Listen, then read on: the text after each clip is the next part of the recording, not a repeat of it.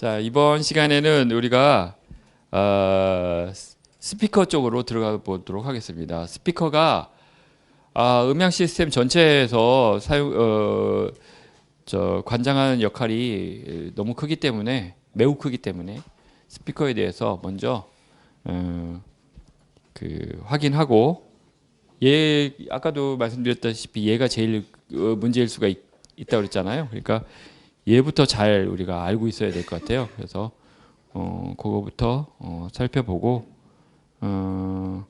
그리고 사실 뭐 그 외에 앰프나 콘솔이나 마이크나 이런 거에 대해서는 다음 주까지도 하지 않을 거예요. 그러니까 요거만 한다고 보시면 됩니다. 전자장비에 대해서는. 그러니까 이게 시작이고 이게 끝이죠. 자, 빨간색으로 그림을 하나 그려놨는데 이게 스피커 진동판이에요. 근데 이제 진동판 자체가 스피커가 저렇게 평면으로 된 거는 많지 않죠. 일부러 그 진동판 앞면에다가 평판으로 되게끔 하려고 이렇게 붙여놓기도 하는데, 어찌됐건 일반적으로는 저렇게 원형으로 되어 있되 안으로 쏙 들어가 있죠. 그 움직일 때 힘 받으라고. 그런데 이제 그거를 갖다가 진짜로 다 모델링 해가지고 수식으로 정리하는 건 너무 어렵기 때문에 그걸 포기하고 스피커가 아예 동그란 판이다 이렇게 가정해가지고 수식을 풀어요. 그럼에도 불구하고 상당히 복잡하고 어렵습니다. 그러니까 이렇게 생긴 폭 들어간 스피커를 실제로 한다는 거는, 수식으로 한다는 거는 정말 불가능에 가까울 수도 있고요. 요새는 그 수치 해석적인 방법이 있잖아요. 컴퓨터로. 그래서 FEM, BEM 이런 것들로 활용해가지고 결과를 얻지, 수식으로 해갖고 답이 어떻게 나온다 이거는 사실 잘 하지 않죠. 하지만 속이 조금 들어갔다 그래갖고 이게 그냥 평판인 스피커하고 많이 다르겠습니까? 별로 다르지는 않을 거예요. 그래서 우선은 평판형 스피커에 대해서 여기는 스피커라고 부르지 않고 피스토너이라고 불린다. 피스톤. 평판형 피스톤이 움직일 때 얘가 어떻게 음향 특성이 나오는지 그거에 대해서 알아보면 진짜 스피커에 대해서도 유사할 거다라는 거죠. 자, 한번 보죠. 지금 스피커 같이 그려놨는데 실제로는 얘가 무한 배풀. 그래서 스피커 박스가 있는 게 아니고요. 이런 벽이에요, 그냥. 무한한 벽, 그것도. 실제로는 있을 수가 없는 아주 아이디얼한 케이스가 되겠죠. 거기다가 진동판 그걸 하나 놓고서 거기 이 피스톤 형태의 진동판을 놓고서 얘가 움직일 때 그 앞에 음향이 어떻게 되는가, 저런 벽에다가 빵 박아놓고 그게 움직일 때 이 앞쪽에서 음이 거리에 따라서 어떻게 되고 각도에 따라서 어떻게 되는지를 찾아보는 거예요. 구해보는 겁니다.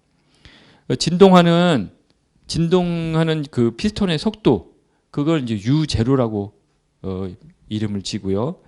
그 다음에 진동판의 반경을 A. 그 다음에 K는 웨이브 넘버라고 했는데 이거는 아마 생소하실지 몰라요. 웨이브 넘버는 그냥 수학적으로는 간단하게 음속분의 2파이 곱하기 주파수입니다. 그러니까는 따로 써드려야 되겠군요. 여기도 안 썼네요. 내가 보니까 안 써있죠. 저기서 말하는 웨이브 넘버 K는 음속 C 분의 이거 오메가인데 얘는 각속도라서 다시 주파수로 바꾸면 C분의 2파이 F. 자, C는 얘는 음속이고요. 여기 F는 주파수. 얘는 각속도. 이렇게 되죠. 그래서 얘를 오메가까지 인볼브 시키지 말고 그냥 F만 인볼브 시키면 K는 음속분의 2파이 F라는 거고요. 결국은 얘도 C도 상수고 2파이도 상수죠. 이거 사실 340 근처잖아요. 2파이는 몇이죠? 6.28. 그죠? 3.14의 2배니까. 그냥 상수고 그다음에 F. 이렇게 되니까 K하고 F는 같은 변수예요. 그냥 개수만 다를 뿐이지. 그러니까 K가 주파수라고 보시면 대충 맞습니다.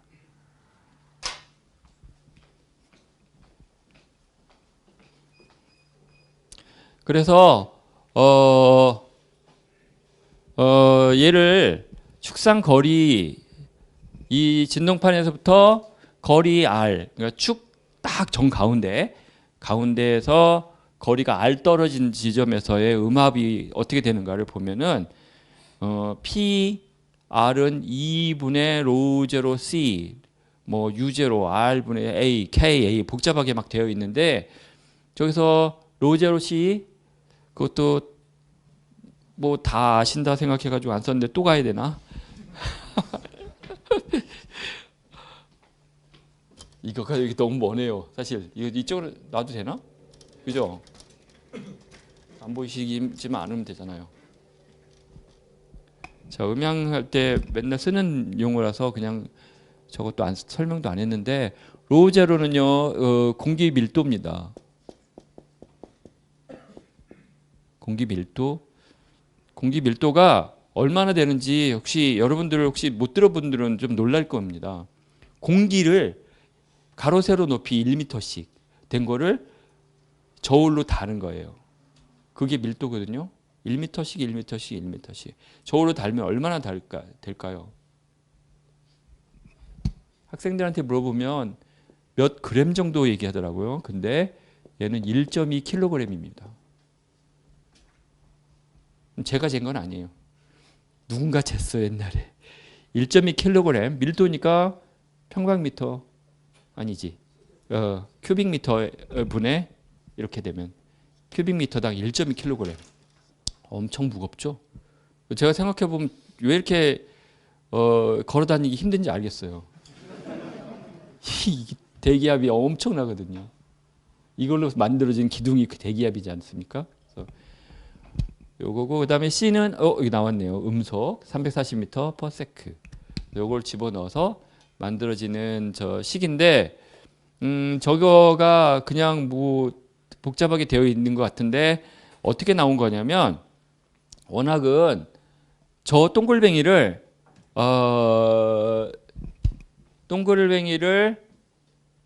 여기서 계산할 때 어떻게 하냐면 요걸 다 쪼개요. 쪼개갖고 이렇게 작은 점으로 만듭니다. 작은 점으로 만들어서 점 이렇게 다 아주 무한히 작게 만들어 점을 찍어서 이놈이 요 위치까지 가는데 여기가 축상이라고 그러면 여기 0도. 그럼 여기서 여기 오는 데는 각도가 좀 벌어졌죠. 그죠? 요 가운데 있는 놈은 바로 직방 오고 얘는 각도가 벌어졌으니까 이걸 같은 축이라고 하면 어때요? 요만큼 시간차가 걸리죠. 그죠? 얘하고 같고 요만큼 시간차가 나요. 그죠? 그래서 이거를 전부 다 하나하나 전부 다 영향을 이쪽에다 보태면 여기서 온 거 전부 다 이렇게 다 이렇게 하나하나 전부 다 더하면 저식이 나와요. 결국은 그거는 서피스니까 점에 대한 식이 하나 있는데 점에 대한 식 그냥 써야지 하는 식을 어떻게 돼요? 면적이니까 이 면적 전체에 대해서 전부 더하는 걸 뭐라 그러죠? 이거잖아 적분. 그죠? 면적 전체에 대해서 적분. 이렇게 해서 나온 게 잽니다. 이것까지 다 하려면 안 되겠죠? 이런 거 하면 안 되겠죠? 그래서 면적을 전부 다 해서 그러니까 중요한 건 점에 대해서 적분한 거다. 이걸 적어 놓으시든지 어떻게 해야 돼요. 왜 그러냐면 그 뒤에도 계속 나올 거예요. 점에 대해서 적분. 그런데 이렇게 해서 나왔는데 여기 K가 아까 C분의 2파이 F라고 했으니까 집어넣으면 이렇게 나오거든요. 일단 이런 게 나왔어요. 일단 기분은 안 좋지만. 그 다음 거 밑에를 보죠. 축상에서 거리가 R이고 이번에는 각도가 세타 떨어졌어요. 이게 벗어난 거죠. 세타라는 거는 이게 지금 정해진 각도는 아니고 어떤 각도라도 상관없습니다. 그래서 얘를 갖다가 세타 떨어진 각도에서 음압을 계산해 보면 자 거리는 똑같이 R이죠. 얘도 R, 얘도 R. 원래 아까 얘가 얘거든요. 여기서 이렇게 세타만큼 이렇게 각이 달라진 거예요. 그렇게 해서 재면 얘도 어떻습니까? 얘도 여기서 온 거, 여기서 온 거, 여기서 온 거 이렇게 다 더하게 되죠. 그죠? 그런데 아까 거는 축상이 가만히 딱 하나 있고 이게 이제 제가 스피커고 이쪽이 축이면 이렇게 되고 같은 시간으로 쏘는 애들이 많이 있죠. 이렇게. 그죠? 이 가운데 있으니까 이 가생에 있는 애들 전부 같은 시간에 쏘잖아요. 그죠? 그런데 얘는 어때요? 얘는 짧게 오고 얘는 멀리서 오죠. 그죠? 그러니까 같은 시간이 안 되니까 쟤는 어떻게 돼요? 서로 시간차가 발생했죠. 아까는 가생이끼리는 전부 다 동일하지 않습니까? 그죠? 그래서 그 얘기는 뭐냐면 시간차가 발생한다? 자, 이제 중요한 거가 뭐냐면요. 시간차예요. 음향은 음향에서 중요한 거는 시간차예요. 시간차. 진짜 중요해요. 아까도 타임 도메인에서 뭐 해야 된다고 말씀드렸지 않습니까? 시간차가 엄청 중요해요. 왜 그러냐면 전파하고 달라서 얘는 음파는 엄청 느려요. 그죠? 여기서 저기 시간차도 상당히 나기 때문에 만약에 저 정도 되면 거의 에코 수준인데 이게 스피커가 얘가 조금 세게 틀면 아마 에코로 들릴지도 몰라요. 이건 저거보다 조금만 세게 틀면 어찌됐건 음속이라는 게 초당 340m 그거밖에 안 가지 않습니까? 340m면 눈으로 빤히 보이는 거리예요. 그게 째깍 그게 1초인데 1초 동안에 거기밖에 안 가요. 그게 문제예요. 그걸로 인해서 스피커의 지향성도 나오고 막 다 그러는 겁니다. 시간차. 또 하나 뭐냐면 지향성이 나온다는 얘기는 뭐냐면 얘가 동시에 여기 도달했다가 얘 전부 다 동시에 도달했다고 하면 이거 하나 구한 다음에 전부 면적 그냥 곱하기 하면 되잖아요. 얘는 그건 아니에요. 왜 그러냐면 시간차가 있잖아요. 그러니까 예를 들어서 이거 A라는 파동이 하고 요 가생이 있는 B라는 파동이 있다고 그러고 A에서 출발한다고 치면 자 A가 출발한다고 치면 이렇게 가겠죠. B는 어때요? 멀잖아요, 더. 그러니까 시간이 더 걸리겠죠? 그러니까 B는 어때요? B는 늦게 오겠죠? 예를 들어서 이런 데서 이렇게. 그러면 재수 없으면 얘가 밑으로 내려갔는데 얘는 올라오죠? 그죠? 그게 되면 이거 뭐라 그래요? 상쇄돼 버린다고요. 상쇄. 그래서 이 점들이 전부 도와주질 않고 같은 식구지만 얘는 도움이 안 되는 반대로 가는 애들이 있다는 거죠. 이건 무엇 때문에 그렇습니까? 무슨 차? 여기 있네. 시간차 때문에 그래요. 시간차 때문에. 즉 거리차가 시간차를 주는 거죠. 음속인 전파는 이 정도는 아무것도 아니지만 음파는 느리기 때문에 이 작은 거리차도 시간차를 가지고 있어요. 그래서 자 이렇게 되면 어떻게 돼요? A와 B가 캔슬이 됐어요. 그러면 음이 원래 커졌던 게 클 수도 있었던 게 이건 작아지는 거죠. 얘 때문에. 이런 식으로 이제 칠판을 좀 지우고서 이거 왜 이래? 안 지워져요?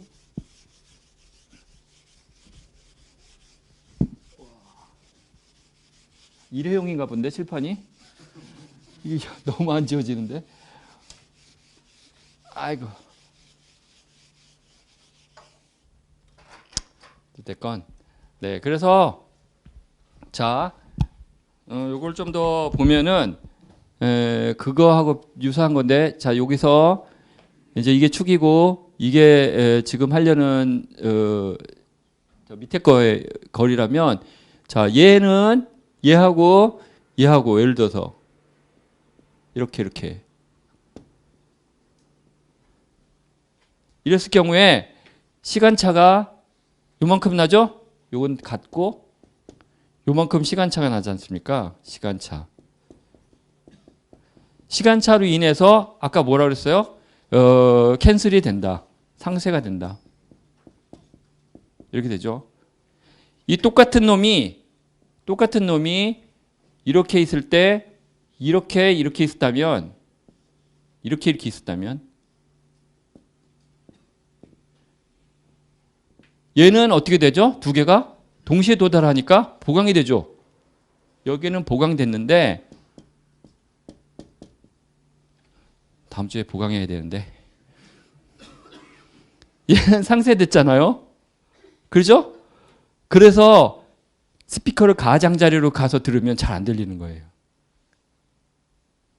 가장자리에서 똑같이 나와도 얘는 상쇄돼서 그래요. 그러면 이게 반파장, 그러니까 아까 한 것처럼 어느 위치에서는 이렇게 여기 상쇄됐잖아요. 여기 이렇게 상쇄됐는데 얘가 더 가요. 이렇게 더 시간차가 덜 가면 어떻게 됩니까? 그럼 얘가 더 뒤로 밀리죠. 더 뒤로. 뒤에 잘 안 보이시겠구나. 자, 여기서 자리를 옮겨서 이쪽으로 갔다고 치세요. 여기는 지금 상쇄됐어요. 그죠? 여기로 갔어요. 그러면 이번에는 이렇게 시간차가 아까보다 더 많이 났죠. 그죠? 그러니까 아까 거는 얘는 그대로 있고 이게 지금 이렇게 되지. 그러니까 이게 상쇄고요. 상쇄. 두 번째 거는 이게 이제 A라고 칠까? 이게 A, B. 그러면 B는 어떻게 돼? 얘가 더 뒤로 물러났잖아요. 이렇게. 그러니까 이렇게 물러났다고 치면 이번에는 어떻게 됩니까? 얘하고 보시면 예? 오히려 보강이 됐죠. 뒤로 가니까 각이. 그러니까 스피커가 가운데에서는 잘 들렸다가 가장자리로 오니까 안 들렸다가 또 옆으로 더 가니까 더 들리고 이렇게 되는 거죠. 그거는 뭡니까? 이게 지향성을 만들어내는 원인인데, 자 지향성을 그림을 그리면 이렇게 어떤 주파수에서 이렇게 됐다가 이렇게 뭐 이런 거 생기는 거 있죠. 보셨어요? 이게 사이드 로브인데 로브들이 생기는 이유가 바로 이것 때문이에요. 점 간의 간섭 때문에. 이제 대충 이해가 되셨죠? 그죠? 이해가 되셨냐고 강요를 하면 또 안 되는데. 자, 그래서 되게 있어 보이게 뭐 무슨 J자 나오고 막 이랬는데 이게 뭐냐면 저 그림을 갖다가 이렇게 생긴 볼록볼록 이거를 갖다가 식으로 그린 거예요. 이 밑에 파란색 바탕으로 그려놓은 H 세타가 이게 지향성 패턴, 즉 디렉티비티입니다. 디렉티비티 KA 사인 세타 분의 EJ의 뭐 KA 사인 세타 이렇게 되어 있는데 이건 베셀 펑션이라고 하는 건데요. 베셀 펑션 이것을 수식으로 열심히 풀어갖고 그림을 그리면 저런 것 같이 되는데 한번 보면은 밑에 있는 것처럼 자 주파수가 낮을 때는 KA가 0.5 이렇게 되어 있는데 F가 뭐라 그랬죠? K가 F하고 비슷하다고 그랬잖아요. 개수만 다르지. 340분의 6.28 곱하기 F가 K니까. 그래서 주파수가 0.5일 때 예를 들어서 0.5kH인지 뭔지 모르겠어요. 일단 A까지 붙었으니까 그냥 상수같이 나왔는데요.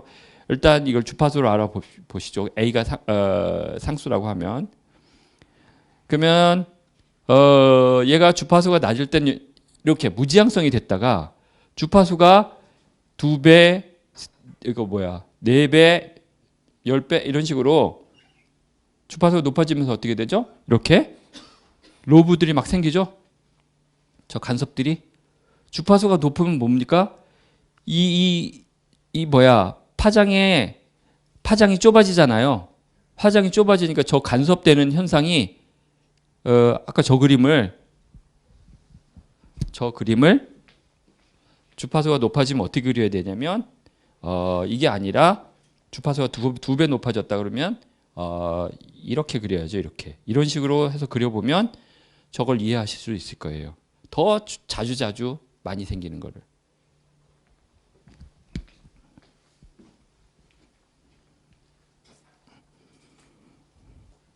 그래서 여기가 자, 여기 써놨죠. 오른쪽에 보강상쇄 간섭 발생. 간섭. 온통 세상이 간섭이에요. 여러분들도 간섭 받기 싫죠? 음향도 간섭 좀 안 했으면 좋겠어요. 근데 너무 간섭을 많이 합니다. 지금 나중에도 얘기하겠지만 건축 음향에서도 문제가 간섭이에요. 반사음이 간섭하는 거지 않습니까? 원래 직접음이 원음인데 반사음이 간섭하니까 자꾸 이상한 음질을 만들어내는 것처럼 스피커도 원래 이렇게 가운데에서 나가는 음이 원음이라면 가장자리에 있는 놈들이 자꾸 간섭을 시켜서 그놈들이 보강 상쇄를 만들면서 이런 패턴을 만들어내는 거죠. 우리가 어쩔 수 없이 받아들여야 하나? 라는 생각을 하게 되죠. 저거. 어떻게 하면 더 개선할 수 있을까? 이런 생각을 하게 되지 않습니까? 이거 왜 그래요? 스피커가 일관성이 없잖아요. 주파수가 높아질수록 더 앞으로 나가고 직진성이 강하고 주파수가 낮은 음은 뭐 온통 사방팔방으로 퍼진다. 이런 얘기니까 이거를 예를 들자면 이런 형태로 다 모든 주파수를 이렇게 했으면 좋겠다. 이런 생각도 좀 하게 됩니다. 그러면 어떻게 하면 그렇게 할 건가? 뭐 이제 그런 식으로 좀 고민을 하게 되고요. 여기서 한 가지 더 말씀드리고 KA라고 나오는데 A라고 하는 거는 뭐냐면 A라는 거는 스피커의 직경입니다. 직경. 죄송합니다. 반경. 스피커가 얼마나 크냐 이건데 그러면 이거를 주파수로 금방 봤잖아요. K를 위주로. 이번엔 주파수를 고정해 놓고 반경으로 보면요. A가 0.5. 그러니까 반경이 작을 때 반경이 작아지면 무지향성이 된다는 얘기예요. 그죠? KA 자체가 작아지니까 무지향성이 되죠. 그러니까 다시 얘기하면 뭐냐면 주파수가 낮거나 스피커의 치수가 작거나 그러면 얘는 무지향성이에요. 두 개가 똑같은 효과입니다.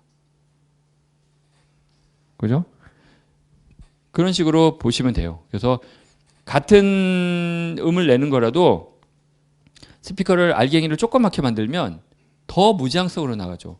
그래서 우리가 스피커 만들 때 트위터를 조그맣게 만드는 이유가 뭐죠? 트위터를 만약에 손바닥만하게 만들었다. 그러면은 얘는 지향성이 너무 세져서 앞으로 쭉 나가고 쭉 나가는 게 좋은 것 같지만 쭉 나가고 옆으로 막 이렇게 사이드 로브 옆으로 가는 것들이 막 생겨요. 얘처럼. 얘처럼. 이렇게 만들면. 근데 트위터를 그렇게 하면 머리 이렇게만 해도 이상한 소리가 나네? 그거 안 되잖아요. 넓게 써야 된다 해서 이걸 이렇게 조그맣게 만드는 거예요. 조그맣게 만들면 얘는 무지향성으로 변해요. 앞으로 이렇게 부드럽게 전부 다 나가게. 그래서 이 알갱이를 조그맣게. 우퍼는 크게 만들어도 자기 파장보다도 훨씬 더 작아요. 아무리 크게 만들어도 지금 사이즈에서 걔가 100Hz 음을 낸다 그러면 파장 자체가 얼마입니까? 3.4m예요. 3.4면 여기서 여기 반토막은 될걸요? 그러니까 그 정도의 엄청난 길이의 파장을 갖는 그런 상황을 스피커가 내야 되니까 스피커 자체가 이 파장보다 훨씬 작아서 얘는 무지향성으로 변해버리죠. 이렇게. 그래서 아마 많이 아시겠지만 스피커가 작아지거나 주파수가 낮아지거나 그렇게 하면 무지향성으로 변한다. 그렇게 아시면 될 것 같습니다.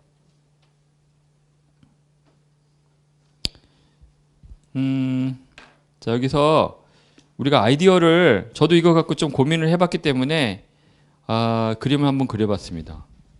J, 그러니까 베셀 펑션 아까 나왔던 그 J라는 함수인데 이거를 그려봤는데요. 빨강색으로 되어 있는 J는 아니고요. 이거 녹색으로 된 J예요. 앞에 있는 J가. 그죠? 이 J1이라고 되어 있지 않습니까? J도 0, 1, 2 이렇게 막 있거든요. 그러니까 그 중에서 얘가 J1인데 J1을 자세히 보시면 어떻게 생겼습니까? 이게 지금 X인데 이게 이렇게 해서 이렇게 가잖아요. 이렇게. 이게 뭐랑 비슷하죠? 이게 좀 비슷하진 않지만 자, 이게 사인파랑 비슷하잖아요. 그죠? 이쪽 가서는 완전 사인파 같지 않습니까? 이 녹색이 제로에서 시작하잖아요. 사인 코사인에서 사인은 제로에서. 그죠? 그러니까 여기서 오른쪽에 보시면 KA분의 2J KA 사인 세타 이렇게 돼 있는데 그러니까 요 놈을 요거 자체가 너무 복잡해 보이니까 그냥 이걸 X라고 쳐보세요. X. 그러면 2J1의 X 이렇게 되잖아요. X분의 2J1 X가 되죠. 그죠? 그러면 요거가 뭐랑 닮았나 할 것 같으면 얘랑 닮았어요. 얘랑. 얘는 X분의 사인 X예요.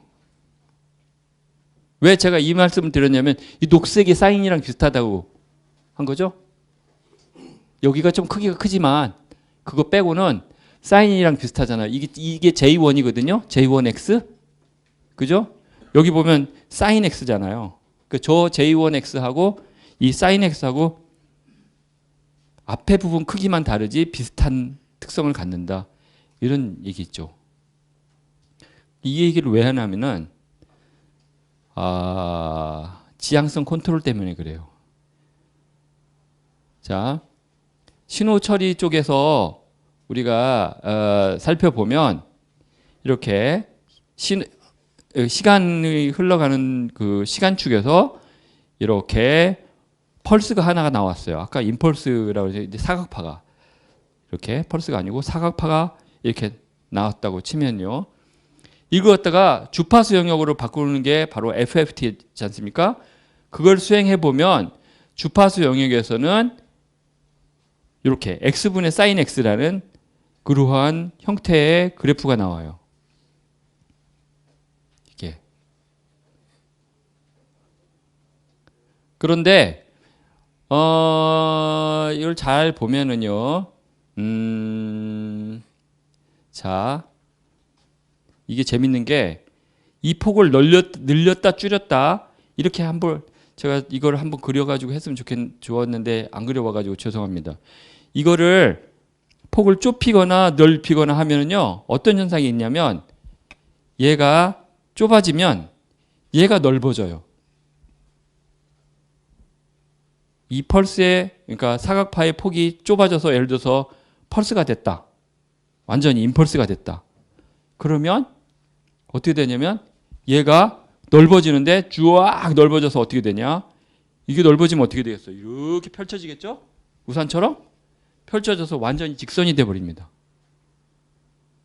완전 직선화가 돼요. 그게 무슨 얘기냐면 자, 이게 그 다음에 반대로 얘를 넓히면 얘가 좁아져요. 넓히면 좁아져요. 그러면 여기 또 써야 되겠네. 아유.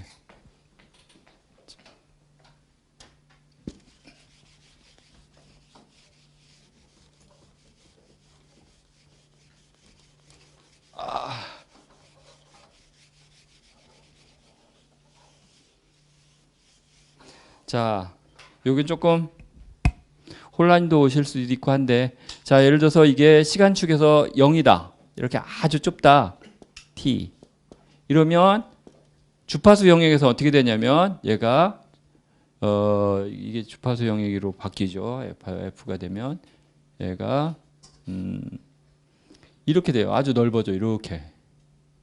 폭이 있으니까 좀 이렇게 했죠. 이거 거의 직선에 가깝게 이렇게 넓어지고 얘가 이렇게 반대로 이렇게 넓어지면 얘가 이렇게 좁아지죠. 예, 이렇게. 자, 이렇게 되는데 이거 여기서 이 마이너스로 되어 있는 부분 있죠? 여기도 음이 나가는 크기고 위상만 반대로 되어 있기 때문에 크기만 보면 크기만 보면 어떻게 되냐면 이렇게 있고 이게 0 그려놓고 이 크기만 보면 이렇게 해서 이렇게 되겠죠. 이렇게 그래서 어느 폭까지만 그린다 치죠. 여기서 여기까지 주파수를 한정해서 이렇게 하면 그러면 자 이제 이 다음에 뭘 할 거냐면 얘를 갖다가 여기가 0이고요. 여기가 마이너스 180도, 여기가 플러스 180도. 이걸 각도로 생각을 해서 한번 얘를 유추해서 보면은요.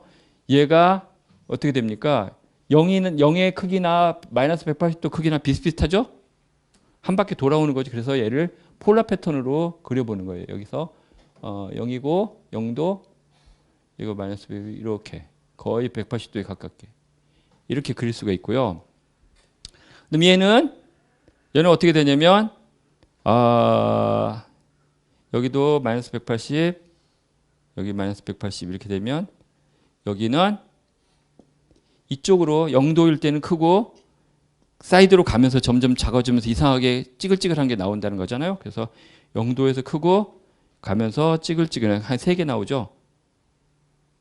180도니까 하나, 둘, 셋 이렇게 오징어 같이 됐네. 하나, 둘, 셋 이렇게 된 거예요. 얘가 얘예요.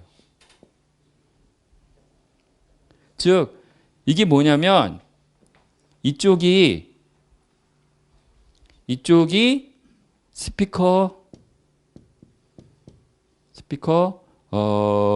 요게 면이에요. 면. 스피커 직경. 여기 평면. 스피커가 넓으면 즉 A가 크죠. A가 크다. 얘는 A가 작다. 스피커가 좁으면 좁다. 작다 크다 이렇게 되겠네요. 스피커가 작으면 무지향성이 되고 스피커가 엄청 크면 지향성이 자꾸 생긴다. 이런 뜻이잖아요. 즉 펄스를 하나 만들어 가지고 FFT를 해보면 요게 스피커의 면이기 때문에 이게 폭이 얼마냐에 따라서 스피커 지향성이 어떻게 되는지 그걸 알 수가 있는 건데 이걸 왜 하냐 지금 왜 하냐면요 라인 어레이 때문에 그래요. 라인 어레이도 라인 어레이에서 이렇게 넓게 만들잖아요. 그렇게 하면 얘가 빔이 좁아지죠. 그죠? 스피커 하시는 분들 빔이 좁아지고 쫙 날아가잖아요. 그럼에도 불구하고 어떻습니까? 이게 좁아지죠. 이게 넓어지니까 이게 라인 어레이 스피커 수직 면적이니까 넓어지는데 이게 좁아지고 쫙 날아가는데 여기에 찌글찌글한 게 생겼죠. 그럼에도 불구하고 이렇게 사이드 로브가 그죠? 완전히 없을 수 없잖아요. 그래서 그러면 어떤 아이디어를 이거는 비밀인데 어떤 아이디어냐면 자 우리가 원하는 건 이런 게 아니죠. 이런 게 아니고 뭡니까? 그냥 얘 하나 있는 거죠. 이렇게 그리고 여기 없어. 이렇게 생긴 걸 원하는 거예요. 어떤 축상으로 쫙 쏘고 나머지는 소리가 안 들리는 거. 그게 진짜 예리한 스피커거든요. 잡소리 안 나고. 이렇게 만들려면 어떻게 해야 될 건가? 얘를 이용해서 반대로 IFFT를 해요. 인버스로. 해보면 여기 생기는 형상이 있을 겁니다. 얘로 하면 이거는 물음표인데 어떻게 생겼는지 모르겠는데 이거의 분포를 알 수가 있어요. 분포. 계산. 가능. 이거만 찾으면 이거를 거꾸로 알 수 있어요. 예를 들어서 여기를 네모처럼 쫙 칼같이 하겠다. 그럼 여긴 싱크 펑션이 돼요. 이렇게. 반대이기 때문에. 스피커를 이렇게 배치하면 돼요. 그러면 쫙 칼같이 돼요. 그렇다는 원리죠. 그동안은 우리가 배치를 이렇게밖에 안 했지 않습니까? 스피커면 스피커 좀 음압도 비슷하게 쭉. 근데 그게 아니고 이거 자체의 음압 분포를 위상까지 바꿔서 이렇게 하면 오히려 이게 빔 패턴이 완전히 예리하면서 서로 캔슬이 없어지는 그런 걸 만들어낼 수 있다라는 거예요. 그거를 베셀 펑션 가지고는 할 수가 없기 때문에 그게 아니라 싱크 펑션으로 살짝 바꿔서 그래서 변조를 살짝 해가지고 아이디어를 내는 거예요. 나머지는 이제 실험 가지고 해도 되겠고, 아니면 이 복잡하자면 저 베셀 펑션으로 실험해 볼 수도 있을 거고요. 스피커의 원주나 해가지고 비율만 외치는 거면 그게 조금 더 이해하기 편하죠. KA보다 오히려 람다분의 2파이를 쓰는 게 좋은데 K가 람다분의 2파이거든요. 근데 그거를 책에는 잘 안 써놔가지고 그냥 그대로 이걸 카피하다 보니까 이렇게 됐네요. 죄송합니다.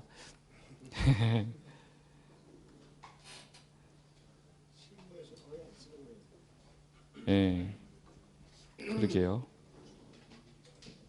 좀 복잡한 내용이 지나갔습니다.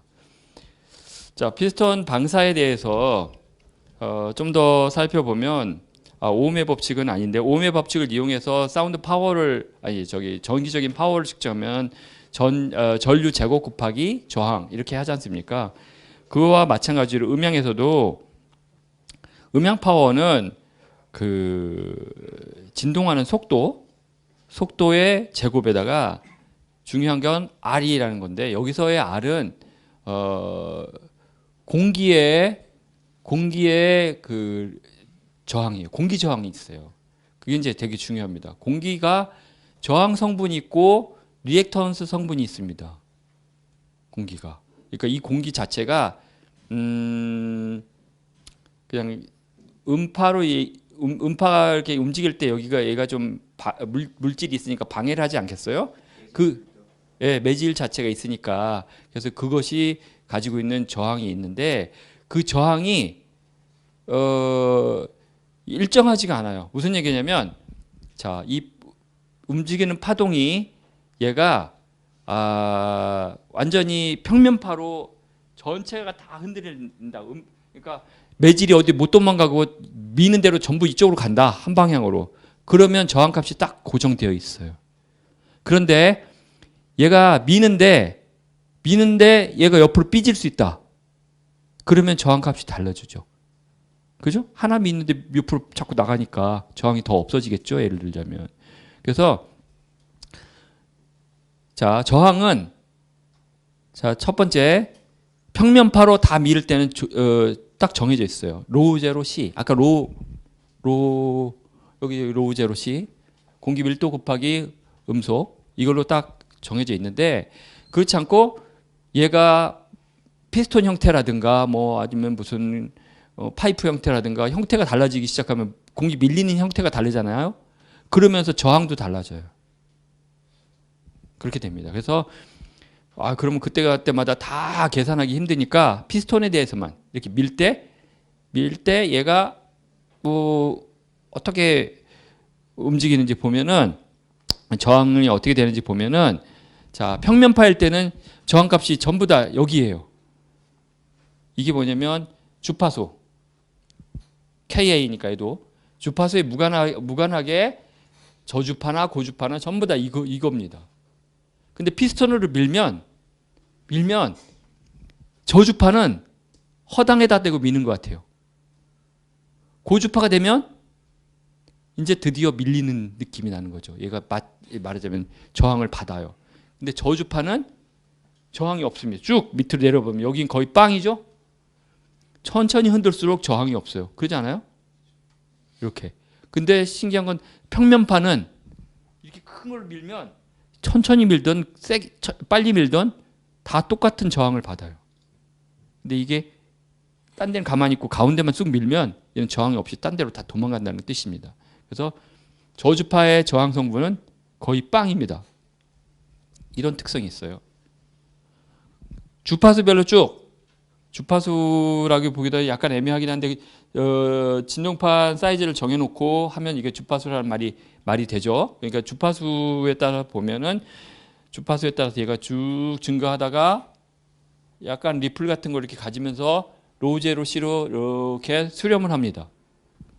그런데 이 부분을 자세히 보면 얘가 직선이 아니고 이렇게 꺾여져서 가는 걸 알 수 있어요. 이렇게.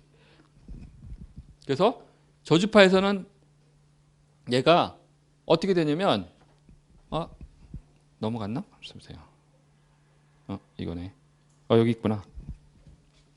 R이 이 부분에 있어서는 KA의 제곱으로 비례해요. 즉 무슨 얘기냐면 0이 맞는데 진짜 주파수 빵에서는 0이죠. 얘가 흔들기 시작하면 저항값이 주파수의 제곱에 비례해서 커진다는 얘기예요. 이 부분에 있어. 이해 가십니까?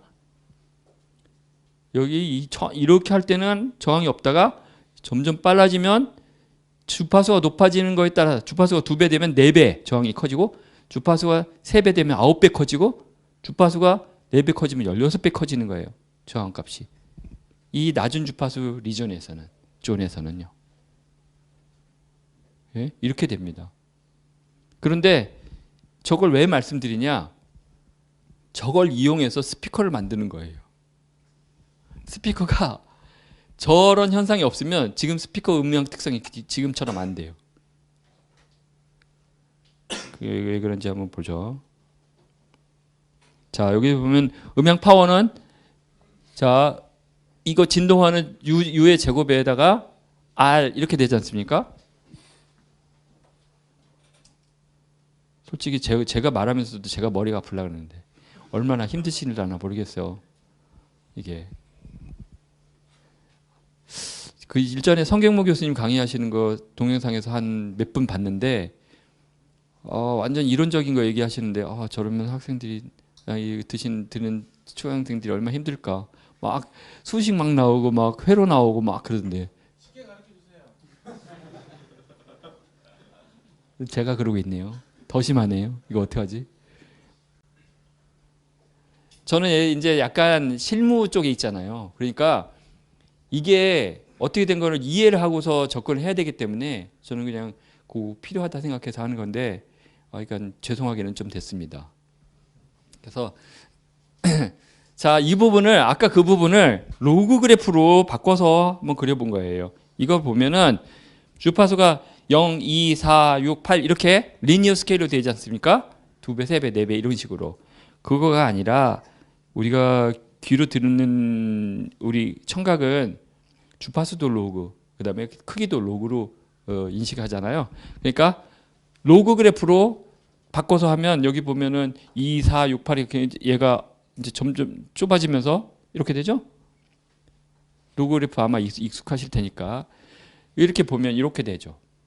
그러니까 낮은 주파수에서는 거의 0이다가 급격하게 쭉 증가하는 걸 볼 수 있어요. 레디에이션 임피던스가 공기의 저항이.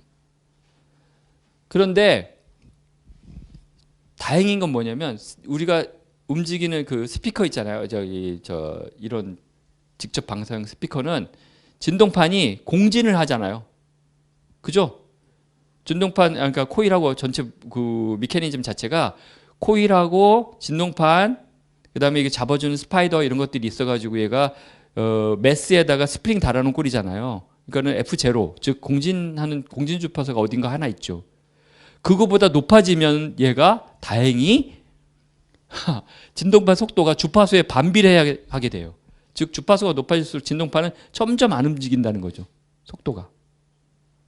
그러면 얘는 주파수의 반비례니까 여기다 제곱해야 돼. 아까 파워 할 때 이거 제곱하라 그랬잖아요. 이걸 제곱하고 이걸 곱하면 상수가 돼버리죠. 여기는 이거 제곱하면 f 제곱분의 1이지 않습니까? 여기는 그냥 f 제곱이잖아요. 두 개 곱하니까 상수가 돼요. 그래서 모든 주파수에서 평탄하게 우리가 음을 듣게 되는 겁니다. 만약에 스피커가 피스톤이 아니고 평면파로 쏜다면 우리는 난리 난 거죠. 절대 그런 음이 아니죠. 왜냐하면 평면파는 어떻게 되죠? 이게 이거잖아요. 이렇게. 그죠? 평면파는 저기 뭐지? 이게 뭐야? 공기의 방사 저항이 상수잖아요. 근데 스피커 자체가 이런 식으로 움직이면 어떻게 되겠어요? 저주파만 엄청 크게 들리고 고주파는 잘 안 들리는 그런 스피커가 되겠죠. 이게 평면파 스피커가 만약에 됐다면. 다행히 그 뭐야 동그란한 그 뭐냐 우리 지금 스피커 같이 생긴 그런 놈은 이 방사 저항 자체가 주파수 제곱에 비례하는 것이 현상이 있어가지고 얘하고 이거 제곱하고 이거 곱하면 저렇게 상수같이 나와서 평탄한 특성이 된다 이런 겁니다.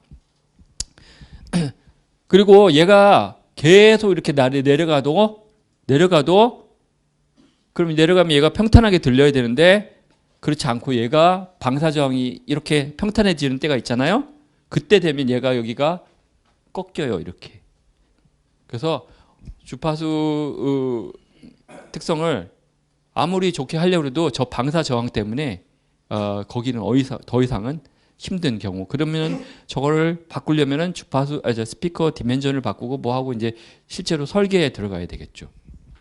그러니까 여기서부터는 이제 디테일한 진동판 설계나 이런 것들이 같이 있어줘야 될 겁니다.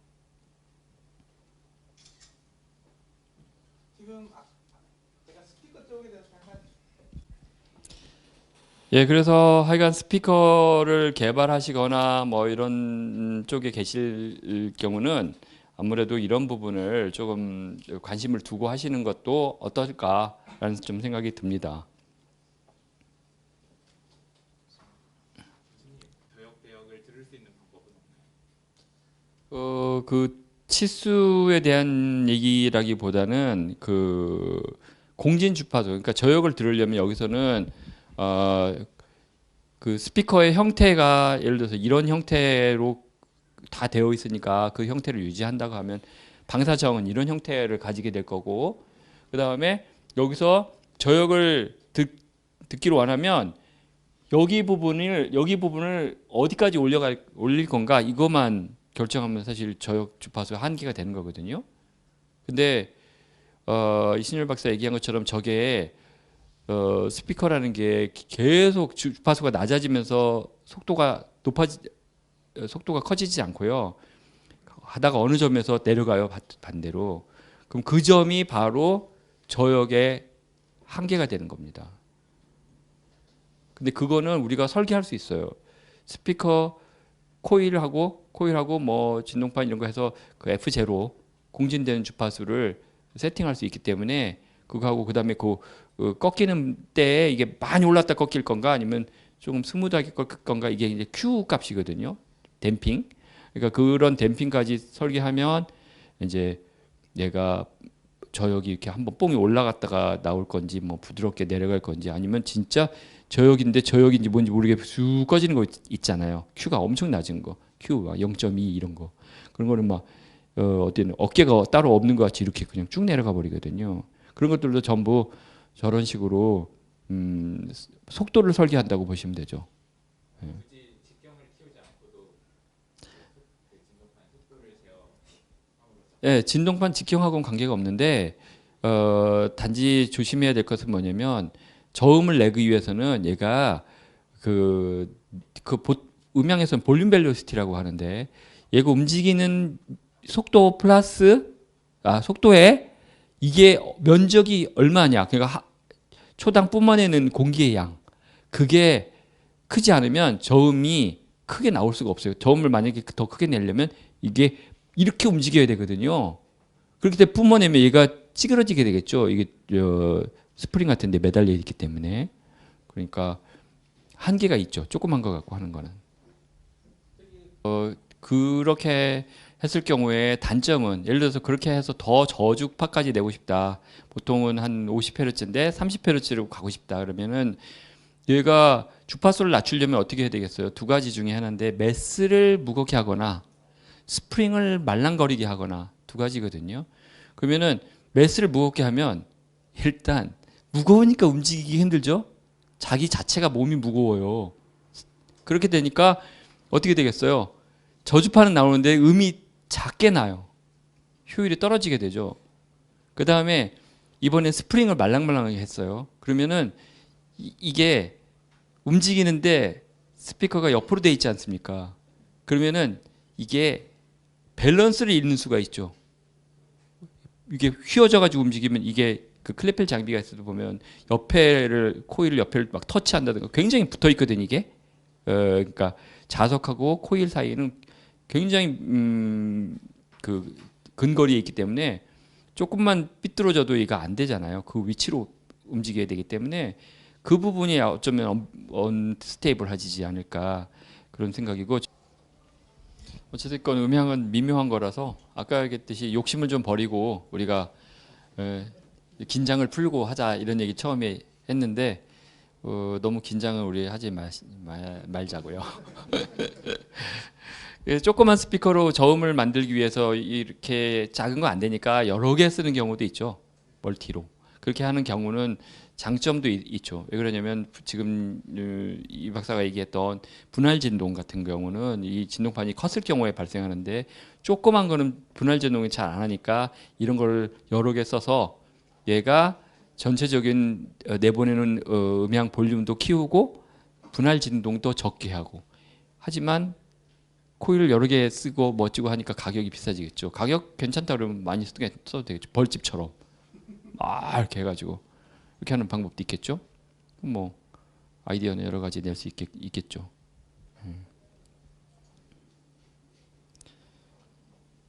또 하겠습니다. 이거는 이제 스피커에 대해서 좀 살펴보도록 하겠습니다. 스피커는 대략적으로 이렇게 생겼고 원래 구조는 자석과 그 다음에 보이스 코일 이게 메인이죠. 자석에 보이스 코일 감아놓은 거예요 원래가. 그런데 그것이 어떻게 작용을 하냐면 이게 플레밍의 왼손 법칙에 의해서 왼손 오른손 자꾸 헷갈리게 옛날에 했던 거 기억이 나는데 자 자석이 이렇게 있으면 이게 지금 이렇게 직각으로 잘라서 이해하기가 쉽지 않을 텐데 이렇게 요 코일 왼쪽과 요 안쪽에 있는 자석을 생각해 보면 요쪽 바깥에서 안쪽으로 자력선이 가고 있어요. 이 보이스 코일을 뚫고 이렇게 마그넷이 이렇게 가고 있는데 여기다가 코일에다가 전류를 흘려주면 전류를 흘리기 전에는 이 코일은 아무런 액션을 취하지 못하죠. 가만히 있겠죠. 근데 코일이 밑으로 뚝 떨어지니까 그냥 감아놓으면 밑으로 뚝 떨어지니까 떨어지지 말게 얘로 잡아준 거죠. 얘가 얘를 잡고 있는 거죠. 그죠?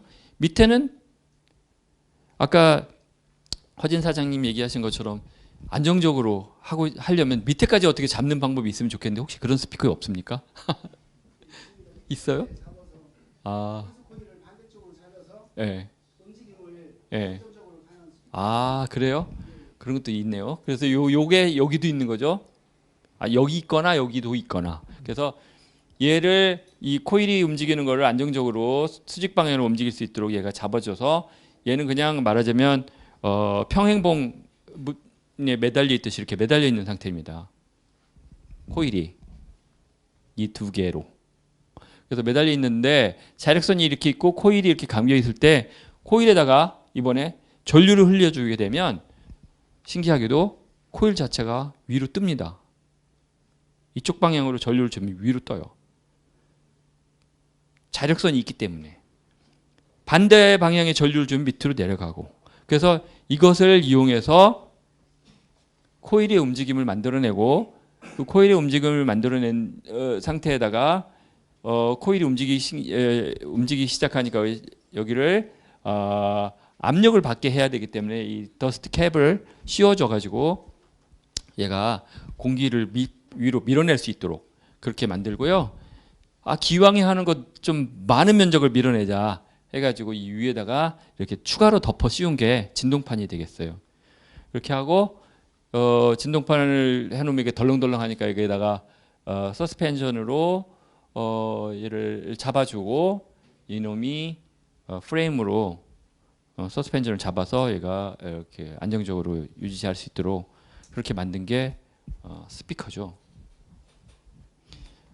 이 구조에 대해서는 뭐 굉장히 많은 회사들에서 새로운 구조를 시도하고 또 이렇게 스피커 안에 또 스피커를 집어넣는 동축 형태라든가 뭐 아니면 약간 실구러진 축을 가진 거라든가 여러 가지 모델들이 있는데 어쨌든 기본 형태는 이런 형태고 원리가 이렇습니다. 질문 없으시죠? 자, 스피커가 아까처럼 알갱이 혼자 있을 경우에 이렇게 알갱이 혼자 있어가지고 어떻게 소리가 날까? 이걸 갖다가 우리가 서브우퍼를 예를 들어서 뭐 용산에 가서 샀어요. 그러면서 가져와가지고 음악을 바로 틀어보고 싶죠. 거기다 탁 틀으면 어떻습니까? 이게 전혀 서브우퍼 소리가 아니죠. 소리가 빽빽거리기만 하지 전혀 저음이 안 나죠. 그 이유가 뭘까요? 바로 어쿠스틱 다이폴이 형성돼서 그렇습니다.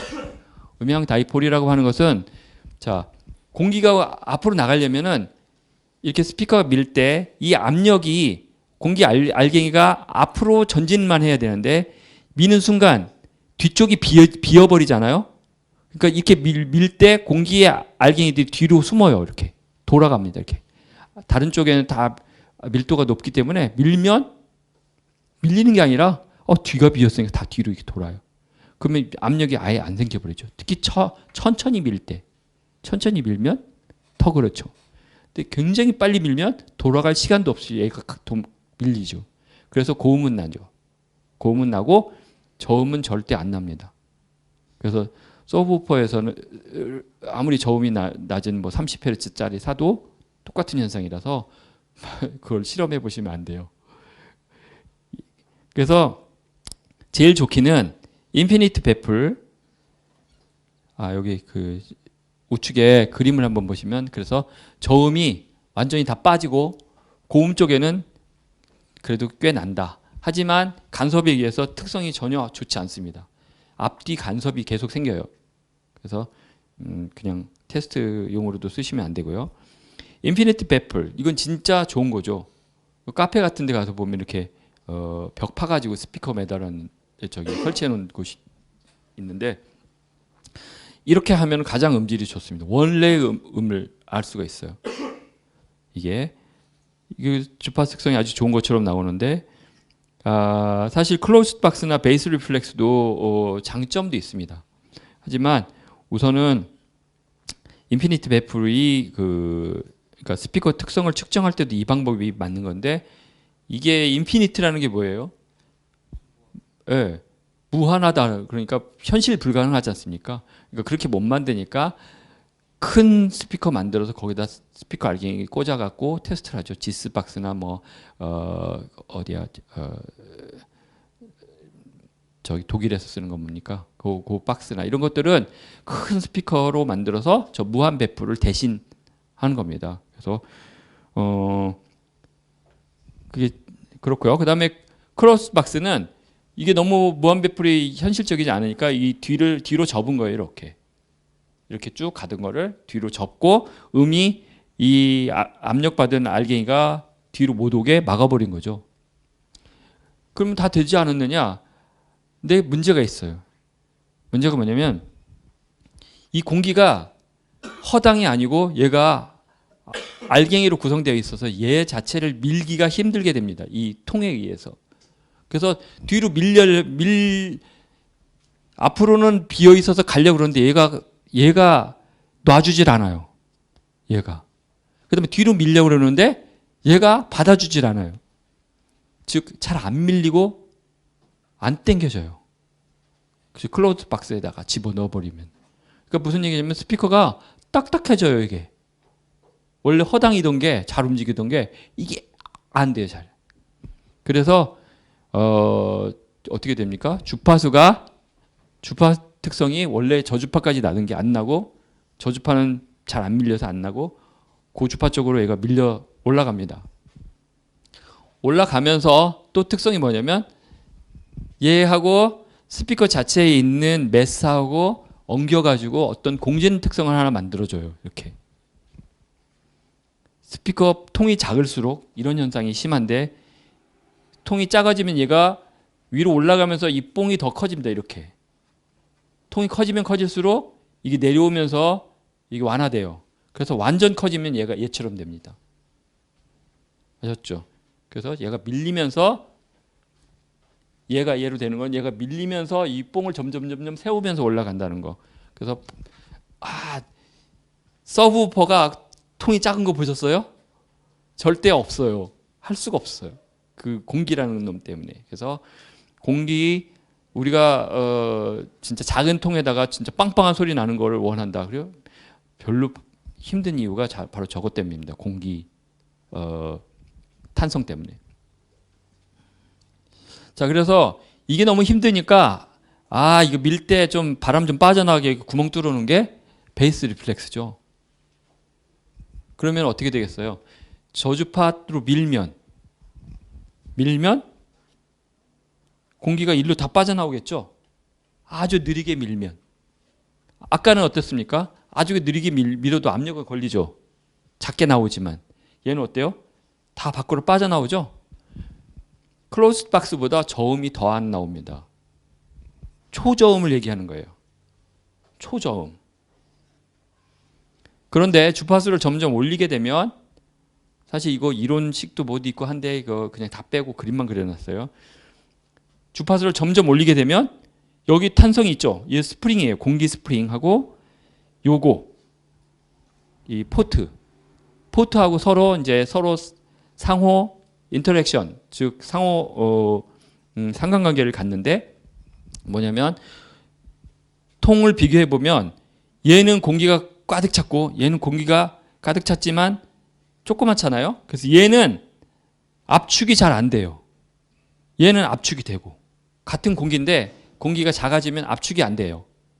압축하기가 밀어 누르기 굉장히 힘들어요. 공기가 클수록 잘 들어가요. 그죠? 그래서 얘는 압축이 안 되는 공기 덩어리로 변합니다.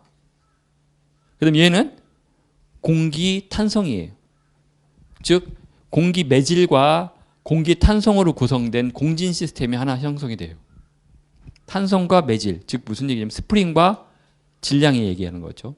그러면 스프링과 질량이 있으면 어떻습니까? 땅 치면은 얘가 띵 이게 흔들리잖아요. 그런 공진 주파수 형성이 되죠. 이하고 외로. 그 공진 주파수를 얘가 낼 수 있는 주파수보다 더 낮은 대로 튜닝을 해요. 그러면 어떻게 되냐면 얘가 쬐끔 움직이려고 할 때 얘가 둘에 공진해가지고 얘네 둘이 신나서 막 움직여요. 그게 이쪽 포트로 음으로 뿜어냅니다. 그러면 스피커는 쬐끔밖에 안 움직이는데 이 밑에 부분에서 다 대신 이쪽에서 뿜어져 내고, 실제로 얘는 거의 소리가 안 나요. 일로 다 나가요. 이게 바로 요 초저역이에요. 여기.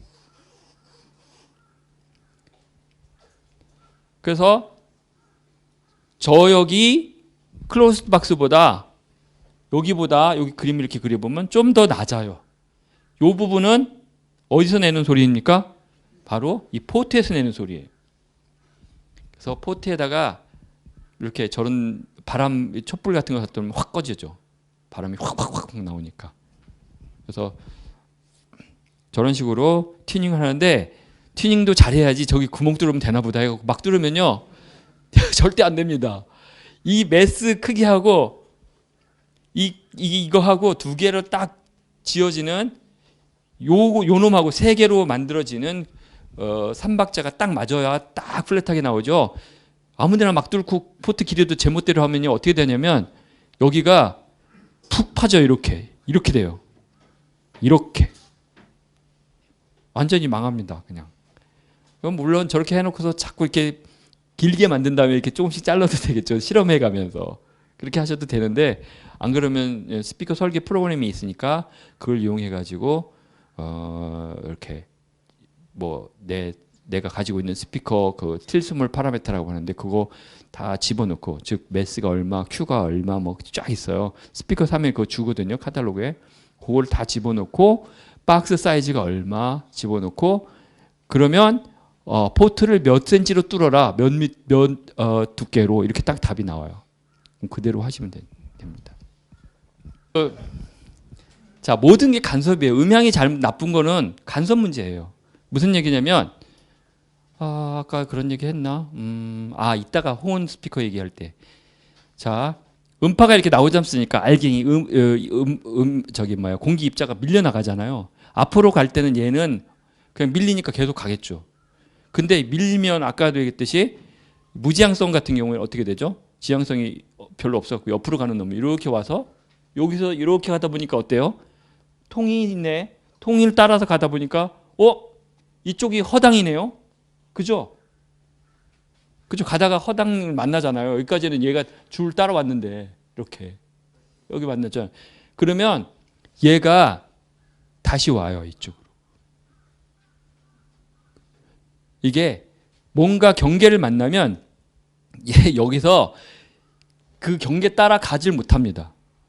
여기서 회절 현상이 일어나서 이렇게 다시 또 튕겨 나와요. 이렇게 이쪽으로도 가지만 이렇게 마치 여기서 새로 음을 준 것처럼 점 하나 준 것처럼 이렇게 가다 보니까 아까 가던 놈하고 이렇게 가다 여기서 회절돼서 온 놈하고 두 개가 섞이게 되죠. 시간차가 있잖아요. 아까 간 놈하고. 그러니까 상쇄가 되죠. 그죠? 상쇄가 돼서 주파수 특성에서 꾸불꾸불한 게 생깁니다. 여기서. 어디 갔어? 이렇게. 그것까지 그려야 되나? 나 요걸 특성을 하려고 그러는데 여기 이렇게 몇 개가 생겨요. 근데 모든 클로즈 박스뿐만 아니라 모든 인클로저에 다 그렇습니다. 다 그런데 제일 나쁜 거 저 현상이 모든 코너에서 동시에 일어나는 게 제일 나빠요. 무슨 얘기냐면 박스 사이즈 중간에다 딱 스피커 집어넣는 거.